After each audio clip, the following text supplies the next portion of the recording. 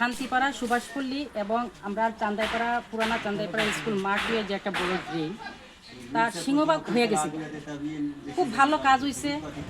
সেখানে আজ দেখা যাচ্ছে কিটা স্কুল মাঠের কর্নার থেকে আমরা নেতাজি প্লেসেন্টার পর্যন্ত একটা কোন এখন বর্তমান যে কোন কোম্পানি কাজ করতেছে ঠিক আমরা জানা নেই, এখানে অর্ধেক করে নিয়েছে, শুরু করে নিয়েছে একদম, যেটা আমাদের এলাকাবাসীর জন্য খুব বিপজ্জনক। আগামী দিন সামনের দিকে চৌড়া, পিছন দিকে চৌড়া, মধ্য জায়গায় একদম শুরু মানে ছোট করে দিয়েছে, ছোট করে দিয়েছে ড্রেনটা ছোট করে দিয়েছে। সেই প্রতিবাদে আমরা আজকে জিজ্ঞাসা করতে এলাম, বললো যে সামনে বিল্ডিংয়ের জন্য তারা ছোট করছে, কিন্তু আমরা দেখতে পাচ্ছি যে শান্তিপাড়া সুভাষপল্লীর মধ্যে যে দোতলা তিনতলা বিল্ডিং একদম পাশ কেটেছে, কোনো ক্ষতি হয়নি।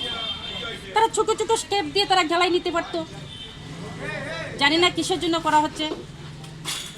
এটা আপনাদের ওয়ার্ড তো? আমার ওয়ার্ড এটা। তো এই ব্যাপারে তারা জিজ্ঞেস করছেন নি? আমি জিজ্ঞেস করছি, তারা বলছে যে তারা অজুহাত দিচ্ছে যে এই বিল্ডিং এর জন্য তারা এমন করছে, কিন্তু আমরা হচ্ছে যে জানা নেই। আমরা চাইছি যে না, আগে পিছে যেমন হচ্ছে বড় চৌড়া যেটা ধরা আছে এইভাবেই যাতে হয়। তো এখন কি করবেন? এখন আপাতত তারা বলছে আসবে, কে আসবে আমি জানি না, আমরা তো এত সময় অপেক্ষা করতে পারবো না, দেখা যাক কি হয়। কাজ কি বন্ধ এখন?